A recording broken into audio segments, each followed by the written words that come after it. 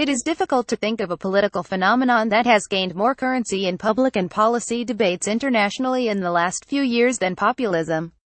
Already the object of analysis in a voluminous literature, populism proved to be a highly relevant factor in momentous political events such as the emergence of radical left anti-austerity government in Greece in 2015, and the election of Donald Trump to the presidency of the United States and the vote of the British people to leave the EU Brexit in 2016.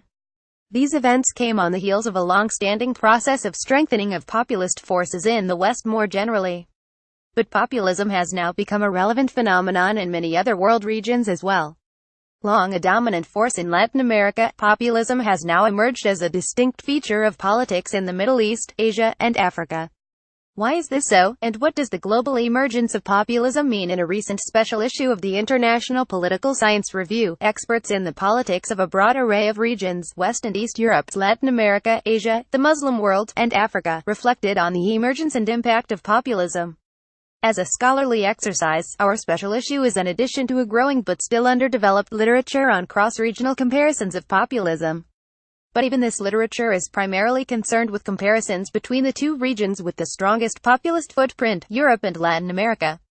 In our special issue, we extend the geographical range of comparison by looking as well at regions that rarely appear in cross-regional analyses. Conceptually, our special issue integrates discursive, critical and structural perspectives in the analysis of populism.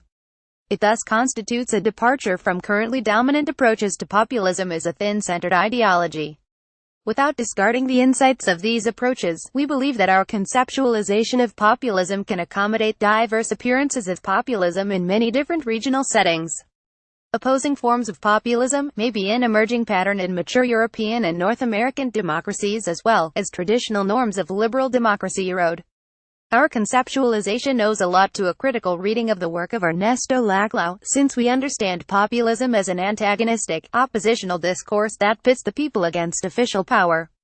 Populist discourses have the capacity to rally a chain of unmet and frustrated demands by constructing a new political identity woven around the empty signifier of the people. This definition allows us to bring quite varying populist phenomena in our comparative fold, from anti-Eurozone populists in Southern Europe to left-wing populists in Latin America, Islamic populists in Indonesia and populist leaders as diverse as Vladimir Putin of Russia, Thaksin Shinawatra of Thailand and Michael Sata of Zambia. In this way, our special issue fills another important gap in the literature: the relative absence of collective works that employ discursive and critical approaches to populism in structured, historical and question-driven comparison. Finally, our approach is structural in character, in that we relate the emergence of populist discourses to gaps in political representation and to economic dislocation brought about by incorporation into the globalized capitalist economy. We thus transpose Laclau's view of populism as emerging out of imperfect discursive overlaps between power and the people in specific political systems to the international level. We address populism as the expression of popular frustrations with how political elites chose to have their states and societies adapt to neoliberal globalization, a process that entails both political and material economic tensions. We address populism as the expression of popular frustrations with how political elites chose to have their states and societies adapt to neoliberal globalization, a process that entails both political and material economic tensions. Our key finding is that the international structure and the regional context are decisive in determining the exact content of populist ruptures around the world. States' positioning within international and regional economic and geopolitical constellations condition the nature of representational and material gaps that emerge between people and official power, and hence the timing of the emergence and the choice of discourse of populist politics.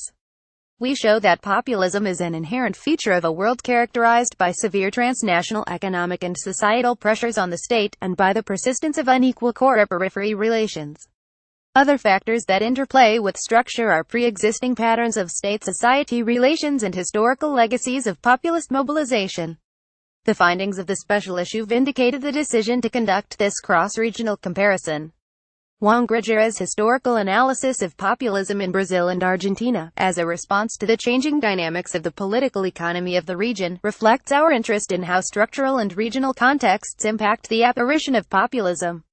Yet his critical perspectives on the socio-economic policies of Lula in Brazil and the Kirchners in Argentina highlight the role populism plays not just as a reaction to globalization-driven socio-economic modernization, but also as a tool of incorporation of the masses. This is a theme that also appears in Angelos Chrysogelos' historical analysis of Greece, where populism is commonly considered to be an endemic phenomenon, but in fact only appears periodically in momentary ruptures that are then absorbed and accommodated by state elites in populist-like official discourses that justify continuous adaptation to Western modernity. Populism in power is a theme most of us explore. Another added value given that most analyses of populism in Europe concern populists in opposition. Again, our conceptual framework yields provocative insights. Kevin Hewison and Alistair Fraser, for example, doubt whether Thaksin in Thailand or Seda in Zambia were always the populists observers had made them out to be. Hewison questions that Thaksin was a populist when he first entered office, and Fraser challenges the perception of Seda as populist by the time he acceded to power. Yet both leaders expressed at some point in time anti-establishment sentiments that appealed to social strata clamoring for a different model of socio-economic modernization.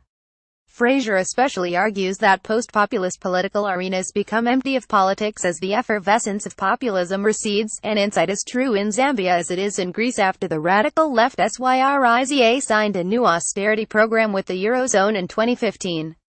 Post-populist political arenas become empty of politics as the effervescence of populism recedes. An insight is true in Zambia as it is in Greece after the radical left SYRIZA signed a new austerity program with the Eurozone in 2015. Neil Robinson and Sarah Milne's essay utilizes populism to make sense of the changes in the legitimating discourse of the Putin regime in Russia. Here as well, the traditionalist populism articulated by Putin after 2012 was not meant to negate Western-style modernization, but to shape Russian society's perceptions of the regime at times of acute socio-economic crisis. Thus, the nexus between economic crisis and populism can be activated in semi-authoritarian as much as liberal democratic settings. The case study of Islamic populism in Indonesia by Vedi Hadiz and Richard Robison also provides a challenging comparative conclusion. Indonesian politics seem to be increasingly realigning around competition between opposing forms of populism, a pattern that may be emerging in mature European and North American democracies as well as traditional norms of liberal democracy erode. In conclusion, our special issue demonstrates the usefulness of discursive and critical approaches in the comparative analysis of populism, as well as the importance of the international dimension for a better understanding of populism in a globalized world. Increasingly, populism is becoming a fixture of representative politics, be it in power or in opposition, and is transforming the practice and meaning of old and new mass electoral regimes globally, thus turning the liberal democratic post-Cold War end of history euphoria on its head. Our discursive structural conceptualization of populism is an invitation for more serious research on populism as an inherent feature of world politics and as a relevant, analytical category in international political economy and international relations.